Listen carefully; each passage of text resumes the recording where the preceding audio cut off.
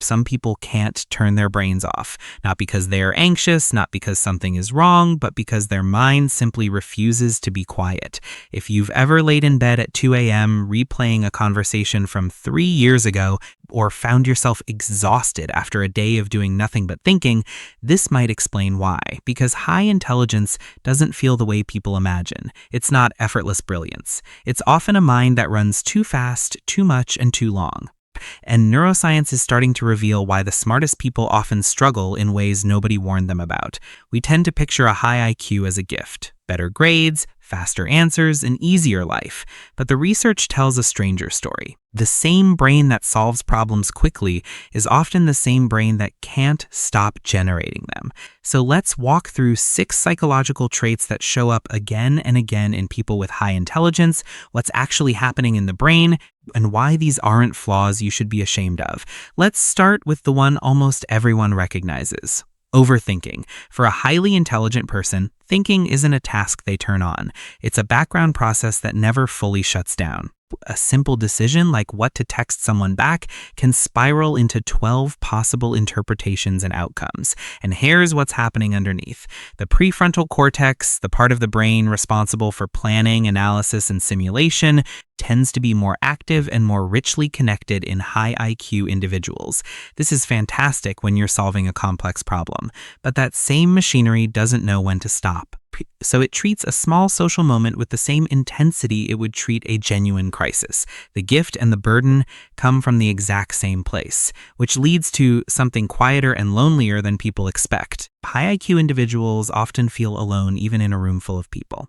Not because they dislike others, but because their brain craves a kind of stimulation that ordinary conversation rarely provides. Small talk feels like static. They're sitting there nodding along while their mind is quietly starving for depth. Studies on highly intelligent people show they often report lower life satisfaction from frequent socializing, which sounds strange until you understand the mechanism. Their reward system responds less to social routine and more to intellectual novelty and meaning.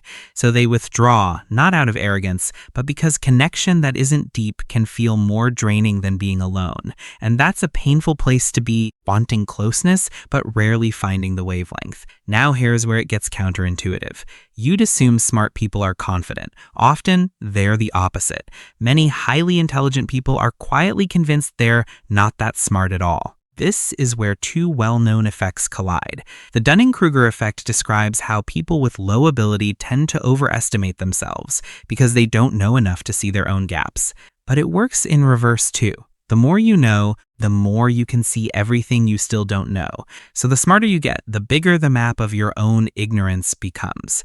Add imposter syndrome on top, and you get brilliant people genuinely doubting they belong in the room, while less capable people around them feel completely certain. Intelligence, it turns out, comes with a built-in awareness of its own limits. Stay with me, because the next one is the trait that surprises people the most. High intelligence is closely linked to heightened emotional sensitivity and anxiety. We like to imagine the genius as cold and logical, but the data leans the other way. A brain that processes information deeply doesn't just do that with math problems. It does it with emotions, with social cues, with imagined futures. The amygdala, the brain's threat detection center, tends to fire more readily in people who are constantly scanning and analyzing. This creates a state psychologists call hypervigilance, where your mind is always half watching for what could go wrong. So a highly intelligent person doesn't just feel a worry. They model it, expand it, and simulate every branch of how it could unfold. The same depth that makes them insightful is what makes them ache more. And then there's the paradox that frustrates them the most about themselves: procrastination. You'd think a capable brain would just get things done, but intelligence often creates a very specific kind of avoidance. Here's the mechanism. A fast-learning brain gets bored quickly. Once something feels solved in the mind, actually doing it feels tedious, almost pointless.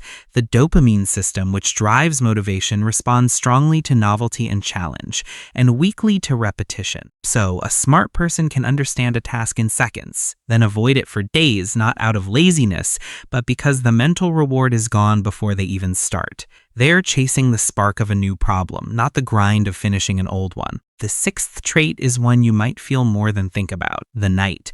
Highly intelligent people are disproportionately night owls. Research on cognitive ability and sleep patterns has found a real correlation between higher IQ and a preference for staying up late.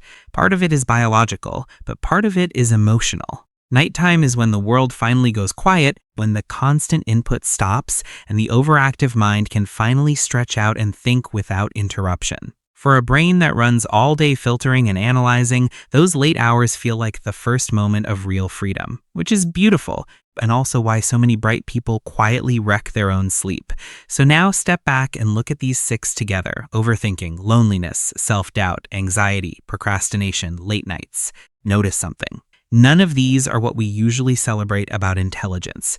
And here's the twist that reframes the whole thing. High intelligence isn't really about thinking better than other people. It's about thinking more. A high IQ brain runs more simulations, considers more variables, feels more deeply, and stops less often. And more is not the same as better.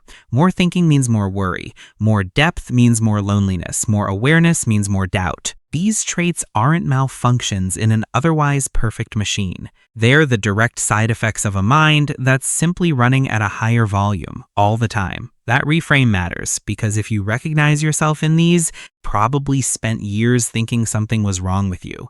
Why can't I relax like other people? Why do I overthink everything? Why do I feel so much and doubt myself so often? But none of that is a character flaw. It's the cost of a particular kind of wiring. The same brain that exhausts you at 2 a.m. is the one that notices what others miss, connects ideas nobody else connects, and feels the world in higher resolution. And maybe that's where real intelligence begins, not in how much your mind can produce, but in learning when to let it rest. The smartest thing a busy brain can do is recognize that not every thought needs to be followed, not every problem needs to be solved tonight, and not every quiet moment needs to be filled. Your mind is powerful. It doesn't have to be loud to prove it. So here's the question to sit with. Out of these 6 traits, how many did you quietly recognize as yourself? Drop the number in the comments, and if this made you see your own mind a little differently, that's the whole point.